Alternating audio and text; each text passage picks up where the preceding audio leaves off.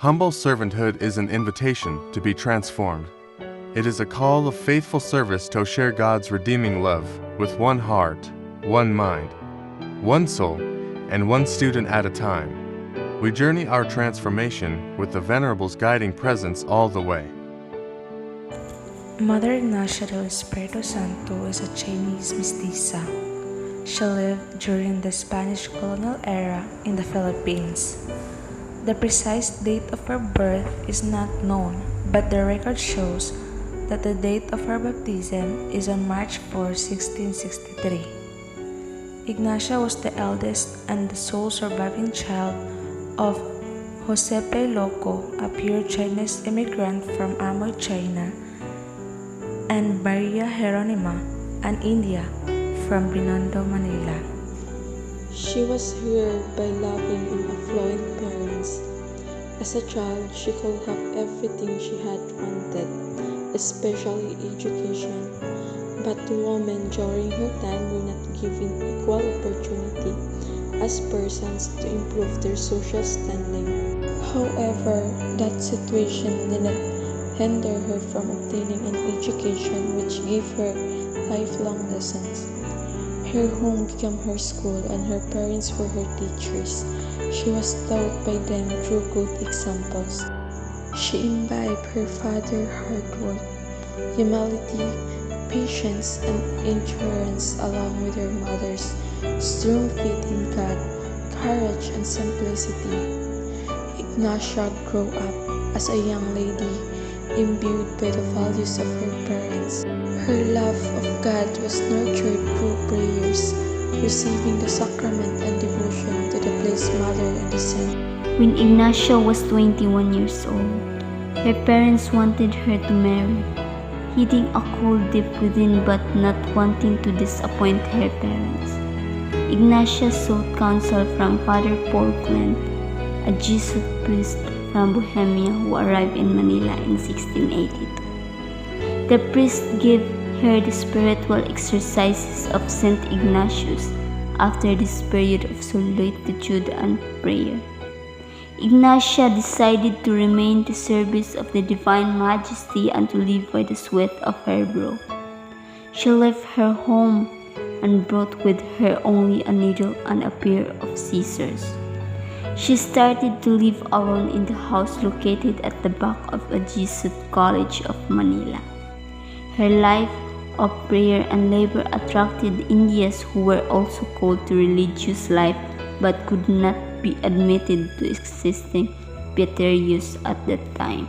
Mother Ignacia centered her life on the suffering Christ and tried to imitate him through a life of service and humility. She prayed earnestly to God and performed penances to move God to have mercy on them. Her spirituality of humble service was expressed in her capacity to forgive, to bear wrongs patently, and to correct with gentleness and meekness. This spirituality was manifest in the peace and harmony in the community, mutual love, and union of wills, witnessing to the love of Jesus Christ and the maternal care of Mary, our Blessed Mother. This spirituality sustained the Pietas in their moments of difficulties, especially during times of extreme poverty, when they even had to beg for rice, salt, and scour the street for firewood. The Pietas continued to support themselves by the labor of their hands and sometimes received some financial help from pious people. In all this, they did not cease to thank God and to trust in His divine providence. The growing number of beatas called for a more stable lifestyle and a set of rules.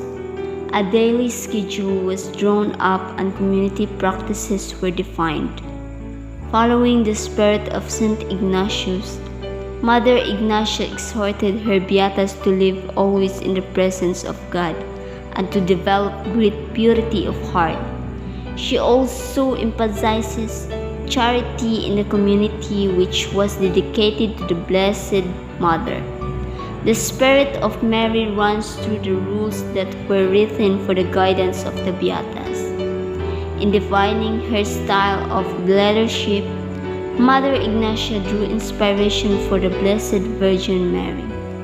She strove to be the living image of Mother to her companions and exhorted them to take Mary as their model in following Jesus.